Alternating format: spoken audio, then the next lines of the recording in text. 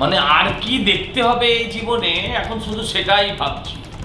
আমরা দেখলাম পার্থর বাবুর ঘরে টাকার পাহাড়, আমরা দেখতে পেলাম। আর কি কি দেখবো? তারপরে দেখলাম কাউন্সিলরদের পাটের খেতে টাকা পুঁতে রাখা।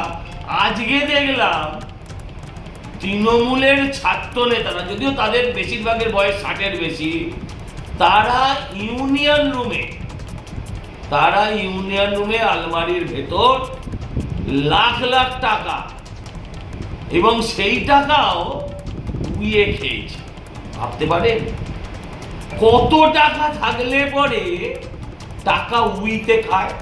এর আগে আমি দেখিয়েছিলাম এই কলেজের, এদের ইউনিয়ন ফান্ডে, কলেজের ফাংশন ফান্ডে 1.5 কোটি টাকার বেশি এখন অব্দি ডিপোজিট আছে। আর এখন দেখা যাচ্ছে লাখ লাখ টাকা উই খাওয়া, এবং এই সমস্ত টাকা জনতার, এদের গরিবের টাকা, ছেলেদেরকে ভর্তির টাকা।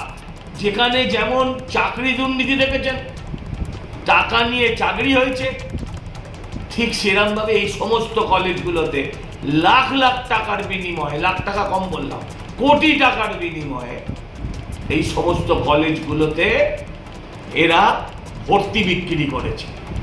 আর এদের সঙ্গে মাথা থেকে পা অব্দি যুক্ত, এদের কোনোদিন পুলিশ টাচ অব্দি করেনি। এদের জন্য, এদের টাকা নিয়ে ভর্তির কারণে একটি মেয়ে সুইসাইড করেছে। এদের বিরুদ্ধে এর থেকে অনেক গুরুতর অভিযোগ আছে, তার সত্ত্বেও পুলিশ এদের কোনোদিন কেশাগ্র স্পর্শ করেনি। এদেরকে সারা জীবন জেল কাটালেও বাংলার মানুষের রাগ যাবে না। তাই বলছি যে এদেরকে ইমিডিয়েট গ্রেফতার করা হোক।